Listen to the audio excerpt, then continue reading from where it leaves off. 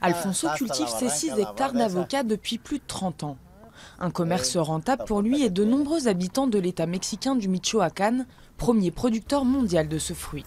Mais ces dernières années, la culture de l'or vert a eu des effets catastrophiques sur l'environnement. Les cultivateurs d'avocats plantent plus d'arbres et détruisent davantage la montagne. Ici, il n'y a désormais plus que des avocatiers à l'horizon, les pins ayant peu à peu disparu du paysage.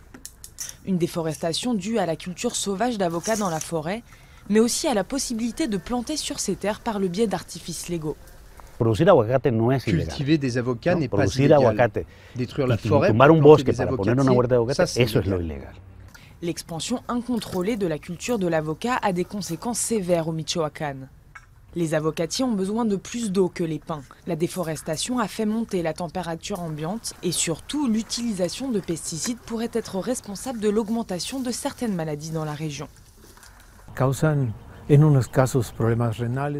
Ils causent des problèmes aux reins chez certains ou des problèmes de malformation du fœtus chez les femmes enceintes.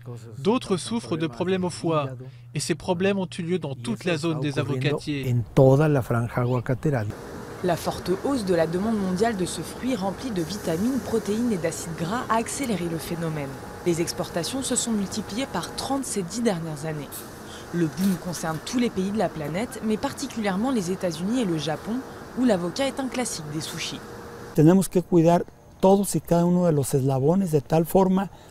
faut que nous fassions attention à chaque étape de la chaîne de production, pour que l'avocat continue à être un produit vendu sur les marchés internationaux et un produit respectueux de l'environnement. Les habitants tentent depuis peu de convaincre les autorités de créer un label de qualité pour garantir une production responsable de l'avocat.